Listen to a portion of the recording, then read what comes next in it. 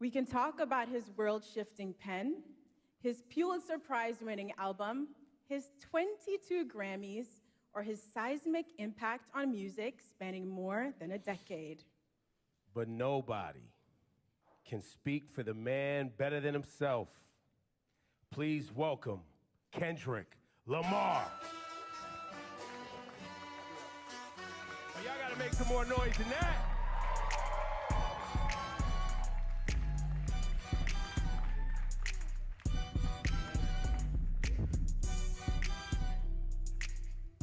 Good morning. How you doing?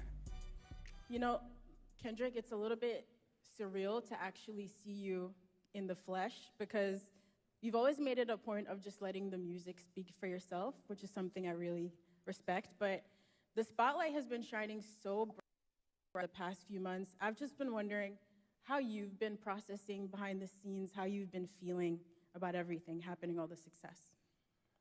It's just really just I want to look at it like it's just a continuum of who I am, really. I've always stayed to myself. I've always been in my own bubble, whether it's with the fam or whether it's training. How I process it all is just I continue to do what I was doing 10 years ago, and that's like be better in myself, better in the craft, and not look at it as bright lights, you know? And it may sound cliche, but it always worked for me, even when I was younger. You know, playing sports or being in the forefront of presentations and stuff like that. It was like, I gotta look at myself in the mirror rather than looking at it as a crowd or, you know, fame and attention. So now, early days of your career, you know, Section 80 days, even early mixtapes, and you perfecting your craft as an MC. Did you ever think we'd be at the Super Bowl with this? I wasn't thinking about no Super Bowl. You never thought about the Super Bowl? I wasn't thinking about no Super Bowl for sure. We was thinking about the best verse and how we gonna split this $5 at Church's Chicken or something like that. It wasn't no Super Bowl. Going to the studio and getting a meal. But I think, well, what I know is the passion I have now is still the passion I had then. And I think that carried on to the Super Bowl. So it was all about being present. As long as I was present in the studio and present in whatever that line was or whatever that mistake was, rapping or doing hooks or choruses or whatnot, I was present in that moment. I felt that passion. I think being present and not actually foreseeing everything kept me in a grounded state of mind in order to be at, you know, big stages like this. I think we felt that presence and that focus in your work for the past 15 years. Like Ebro said, going all the way back to projects like Overly Dedicated. And so seeing you perform with Dr. Dre at the halftime show 3 years ago, we already felt like that was the most hip-hop, beautiful halftime show ever. And now for you to come back and be the first solo hip-hop artist to headline, how does it feel being the artist to hit that milestone? And, you know, just your thoughts on what that means about hip-hop's progression and impact over the years. But that it made me think about, like, the grind of it. You know what I mean? A lot of people don't see, like, the story before the glory, man. That is like shuffling out your mixtapes and, you know, going to neighborhoods and parties and performing there, hole-in-the-wall spots. It reminds me of the essence and the core response of rap and hip-hop and how far it can go. So for me, that mean everything because it puts the culture on the forefront where it needs to be and not minimized to just a catchy song or verse. This is a true art form. So to represent it on this type of stage is like everything that I've worked for and everything that I believe in as far as the culture. Like, I live and die by it. This changed my whole family life, so I don't take it for granted at all as far as an art form, you know? It feels like that was a lot what this year was about too, right? Like you, I guess, you know, you took it and put it on your back and you felt like a line needed to be drawn, right? Was that your intent when you rolled out this year? Was like, yo, I'm drawing a line. Like, this is what it is. My intent was to always keep, I think from day one, was to always keep the nature of it as a sport. You know, I don't care how motherfuckers look at it as far as like, as a collaborative effort, you know, that's cool too, but I love when artists grit their teeth. Like I still watch battle raps. I still watch Smack URL from Murder Mook to Lux to Tay Rock. You know, my bro Daylight. This has always been the core definition of who I am, and it's been that way since day one. So I don't think it was a thing for this year. It was always just a continuum. And what I will say about this year, it was more from a space where I think a lot of people was putting rap to the back, and you didn't see that. You didn't see that grit. You didn't see that bite anymore. So I always took that in consideration in going into any type of my music. That's interesting. So I hope this makes sense, right? You know, we've been following your journey for about 15 years, and you have been so consistent in the messaging and the focus, like you said, and you've always moved with integrity. So in a lot of ways, I feel like we thought we knew exactly who you were as an artist in a positive way. And then last year, it felt like you unlocked a whole new dimension for us. But that person, like you said, was always in there. But I'm wondering, do you still surprise yourself sometimes? Did you surprise yourself last year, or was it just us, the fans, with our jaws on the floor, just stunned? That's a good question. Surprised myself? Nah, I don't think I surprised myself because this, for me and for my partners that's been around me since 2005, 2006, like my brothers, they know my personality. They know my capabilities, even when it wasn't presented to the public at first, right? So this is just like a revolving door of what I've been doing in Carson Studios, at the Homie Garage, or my brothers at TDE, or just anybody around the city of Compton in LA. It's just magnified to the level where I've progressed it and did enough hours to know, okay, I know where to place it now. I know how to make it connect with people. It feels like each album, too, getting to this point was like, it was an album for the culture, and it was an album for the critics. You know what I mean? And then it was for the critics, Yeah. and then GNX comes along, and it's like, nah. This is an album for anybody, everybody, and anybody who want it at any time. And you brought that energy, and the energy you brought on GNX was an energy that I don't think was really happening in hip hop. Like, it's a Public Enemy level energy. It's a Ice Cube, America's Most Wanted energy. For sure. Like, it's a classic, timeless energy. Talk about your headspace between Mr. Morale and this GNX. Yeah, no, that's great.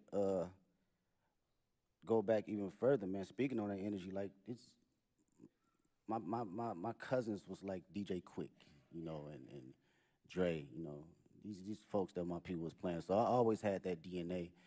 And you heard that DNA a little bit on Good Kid, Mad City, but I wanted to tell my story first, right?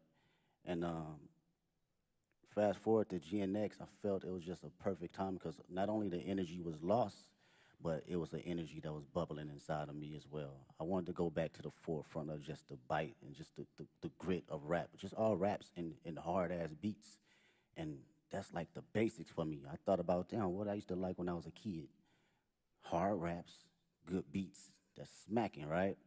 And it was a great transition from Mr. Morale because that was my most intimate. I wanted to go inside of my own psyche and my own personal withdrawals and see how it connects with the public and who can relate.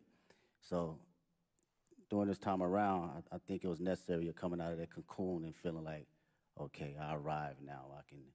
I can spread my wings and show every state of who I am as far as Kendrick Lamar.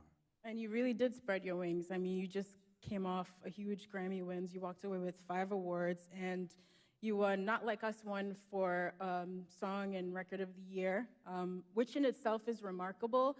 But I think for people who love and respect hip-hop and the roots of this culture, the competitive spirit of it, it has been a little bit mind-bending that you created this massive cultural award-winning anthem out of a battle rap song. And how is that something, after you got off that Grammy stage, you got home in some quiet time, what was going through your head? I was just thinking about the culture, really. It's always that for me first. I'm not even bullshitting with you. It's like when people talk about rap, man, the conversations I hear, they think it's just rap and it's not an actual art form. So when you put records like that at the forefront, it reminds people that this is more than just something that came 50 years ago. They forget that it's even been here 50 years, right? And like kind of like belittle it.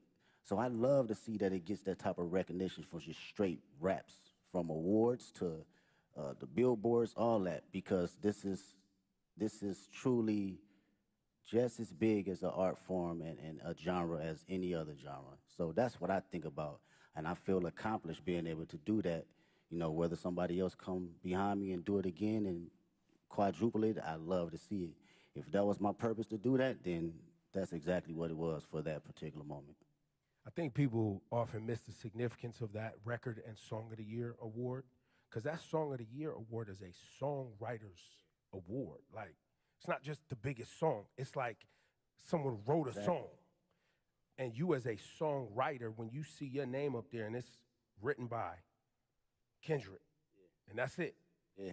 That's powerful. And I think to what you're saying, I think there's a lot of people who have become fans of hip hop, and they you know, you like the songs you hear and know, but you're not actually tapped into the work that it takes for you to generate the output, the art. Exactly, man. As a writer, you know, and that's what I can appreciate the most. And knowing how much time I dedicated over the years in just trial and error, writing the most terrible to some of the greatest shit. You know, we all do it, from writer's block to figuring out how to find inspiration from the most non-popular aspects around me. So it's like, knowing that trial and knowing what I put in as far as my thinking process and what it takes to get there, I do not look at it as a small, like, endeavor because it's a hit record. No, it's actually some writing in that shit.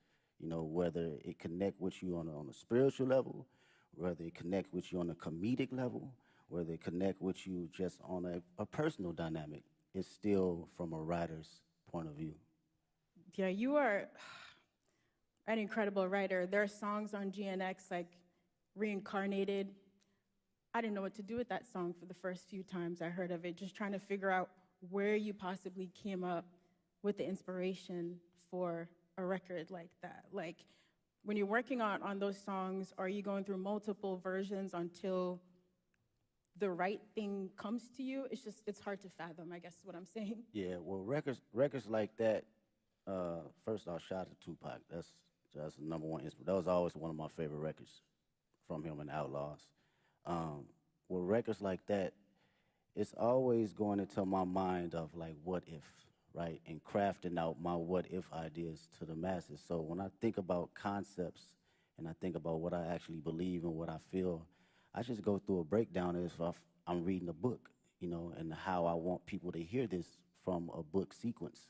So my initial process is, okay, how can I open them up to the story, and how can I drive them to the ending point to make them feel truly exactly what I'm trying to convey, whether they take their own perspective from it or they take mine.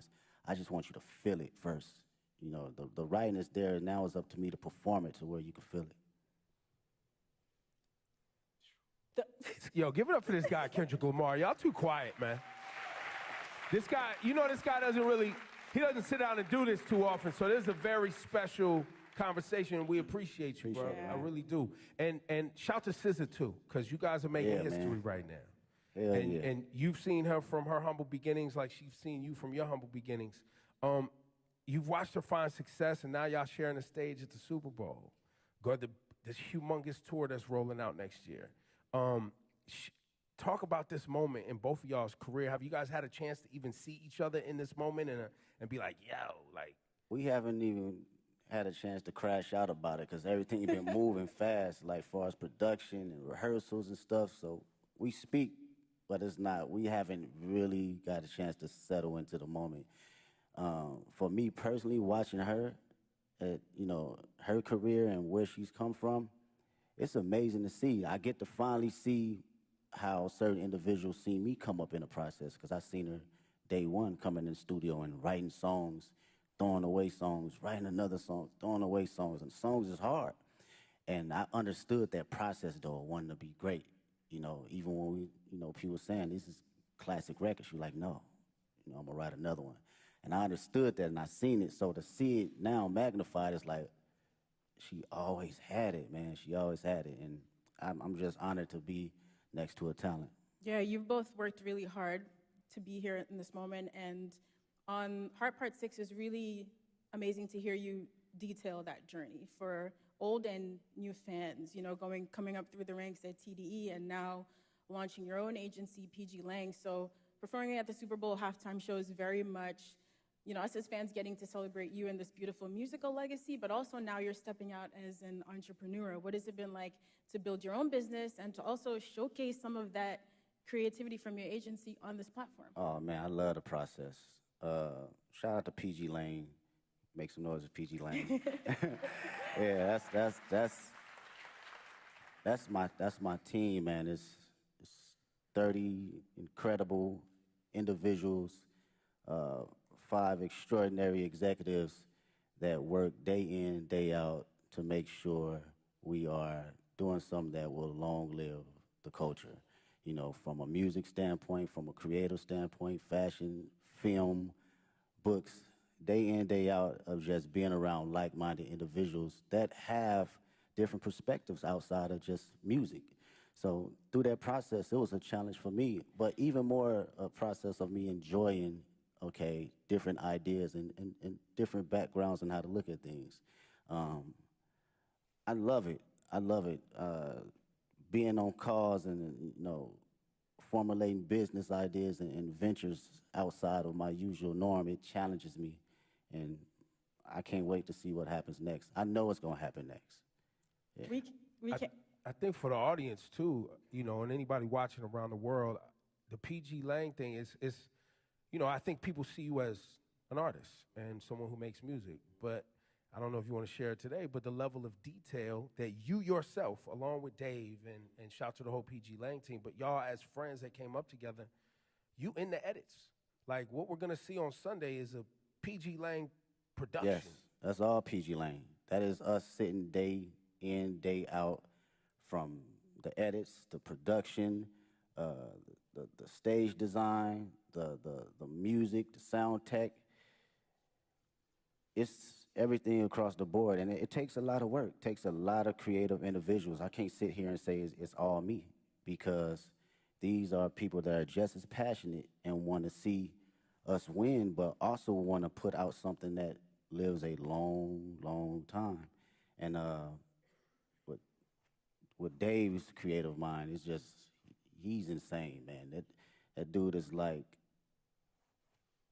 Basquiat in so many different fashions. You know, you can clearly pick his brain about anything, and he'll give you an answer right down the middle to help you decide for yourself. So that's something I can always appreciate. Yeah, I'd say with all of your powers combined, y'all are really diabolical. Like, when you roll out the videos, all the visuals for GNX, just the way you all move strategically together, it is inspiring beyond the music. You know, just thinking about how to approach life and art in a holistic way. And so when it came down to planning for this Super Bowl now, you know, you've teased on the album coming up to New Orleans with this LA energy. How did you guys approach the show and trying to figure out how to pay tribute to the classics in your catalog with this new music in like a 13-minute set list? Yeah, it's wild. Miss Morale is like an hour and 30-minute tour, so it's like you gotta smack down all the way to 13 minutes. It's kind of wild, and it's interesting because it lets you know kind of where you at and your perspective on how you think about catalog and the music. For me, I love being present. I love being present, man. It's my favorite.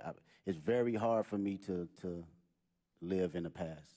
It's very hard. I respect the past wholeheartedly, but being in the now and being just locked into how I feel and the energy I have now, that's the LA energy for me. That's something that I want to carry over to New Orleans and for the world to see. This is me, this is Kendrick Lamar, 37 years old, and I still feel like I'm elevating. I'm still on the journey though, you know? And I want that energy to, you know, ooze out into the televisions and to the people that's in that building. Well, and on that, you know, the connection between black culture and New Orleans, and how important and shaping our ancestors were in this town, music, jazz, all that. You always put our culture and black culture at the forefront of your brand, your music. Same thing in LA. A lot of our family members moved out to California from the South for new opportunities. Man, So what? there's a big connection between LA and the South. So when you say you walked in to New Orleans with that LA etiquette and all of that, I don't know if people really grasp that, but you got to be feeling that That's a energy bar. like when you are out ready on Sunday to do your thing. That's a bar. It's crazy, bro. Out of all my friends, LA, us growing up, all our grandparents either from Louisiana, Texas, Chicago, like, period. So our dialect and how we talk, it gauges from, like, the South and, like, the Bay Area. So, like, going to the store, we say finna. I'm finna go to the store. Like, that's some South you know what I'm saying? That's not no LA, right?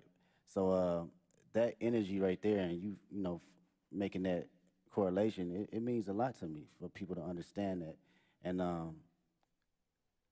the culture and just being black, I can't help that, man. It's just not something that I think about or even try to like go.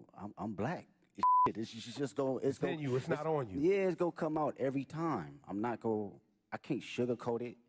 You know, I can't downplay it. I'm at a point in my life I can't necessarily fake the funk for nothing.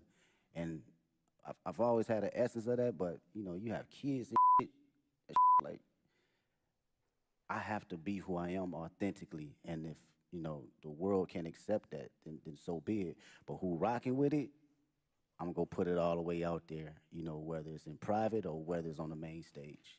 Yeah, I don't think a lot of people and a lot of artists stand in themselves as authentically as you have. And I think one of the questions we've all been wrestling with over the past few months, watching you and the way you've moved, is really what is the role of an artist? And I think lots of people have very different definitions, but young Kendrick, again, back to overly dedicated and Section 80 mixtape Kendrick, and GNX Kendrick, Super Bowl, Grammys Kendrick, has your idea of what the role of an artist is, you as an artist, has that ever changed?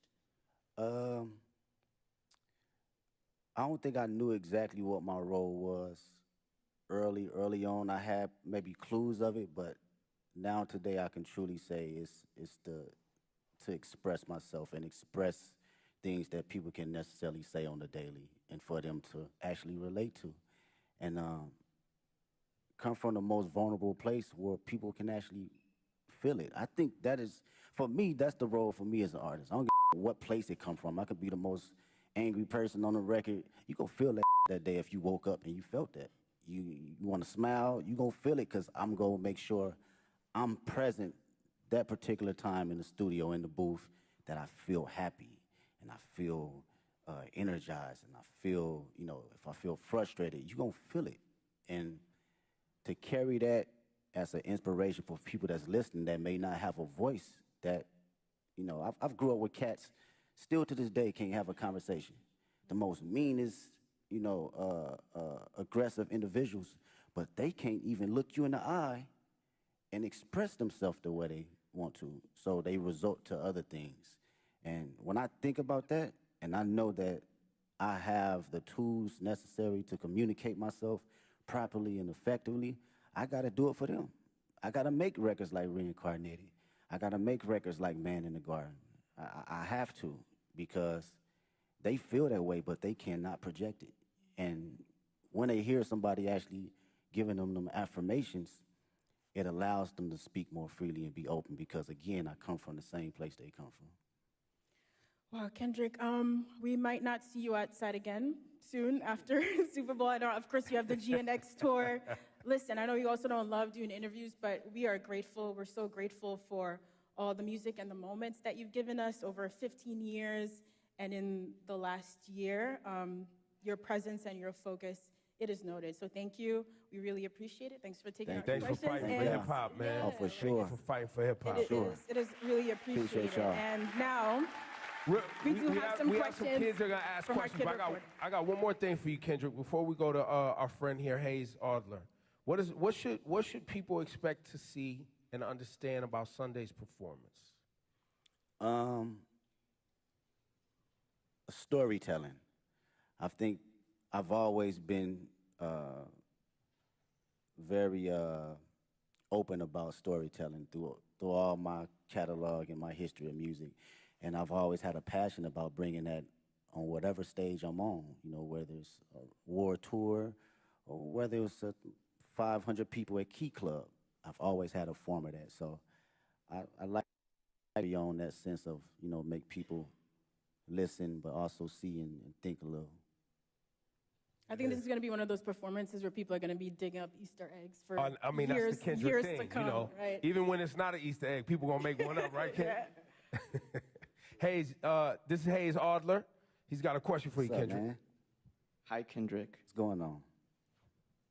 How do you prepare for such a big performance? Do you have a favorite way to stay healthy and active? Yeah. I do some laps, whether it's some sprints. If we talking about, let's go from, okay, on the physical level, I'll give you that. Maybe it's a 2-mile warm-up or a mile warm-up, maybe some push-ups, just to get the body movement. Sometimes you be out on that stage, man, you need some oil on your knees a little bit to get moving and get cranky. So physically, yeah, I'm just exercising the body, a little bit of stretching, a little bit of all that. And on a mental level, I'm usually playing some Isley Brothers just to calm not my nerves, but calm my excitement and just give it a balance, you know? So that's my prep right before I go out. Thank you, Hayes. Thank you so much. And now Alvin Williams. How you doing, sir? What's up, Kendrick? What's up, man? I'm a little with Big Brother and Big Sister New Orleans. What has mentorship meant to you during the course of your career? And if you could thank your mentors for believing in you, what would you say? Oh man, mentorship has been everything. To be around individuals that experience every little thing that you think that you're the first person to go through it with it's a difficult task when you're a young individual because you're like, shit, you don't know what you're talking about. But as you progress and you be like, damn, he or she was right, you begin to understand life a little bit better and not be so judgmental to people that have been here before you, right? The greatest thing I would say a couple mentors that given me was like affirmation and to always give myself space to believe in who I am, even when I wasn't feeling it, right? You can accomplish so many small things or big things, and you still can fall in a slump where you doubt yourself. And even though these mentors haven't seen the spaces and been in the places I've been in, it was always time to allow me to share exactly who I am or how they see me and what I'm capable to give to the world. And I think that goes a long way, from people in the highest places and the lowest places. We all need them. All right, thank you. Thank you. Thanks, Alvin. And we have one more question from young Dylan. What's up, Mr. Kendrick Lamar? There you go. That's Yes, sir, yes, an sir. artist right there. Yes, sir. It's a truly honor to meet you. And my question I have for you is, what advice could you give to kids about not being like anyone else? And how could they stay authentic while pursuing your path? It's a great question. They said the number one thing people feel in a room, over love and over fear is being authentic. And this my homegirl Ink actually, we was talking about this in the studio. She brought this in the studio, and I was like, damn, how many times I've been in a room where people felt you so intensely that it inspired them and inspired the person next to them and inspired the people in their household. So how to stay authentic? Was that the question? Or you have to believe in yourself and have to know that it's only one you.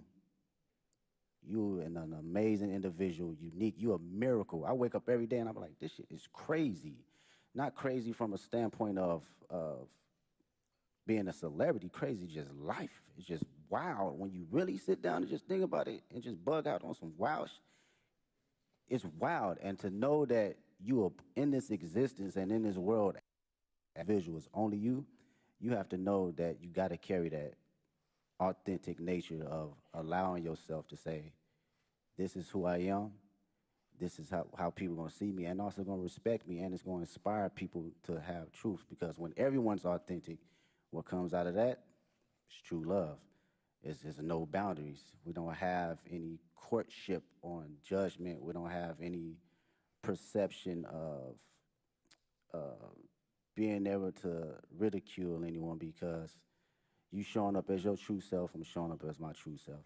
And carrying that nature, it take you places.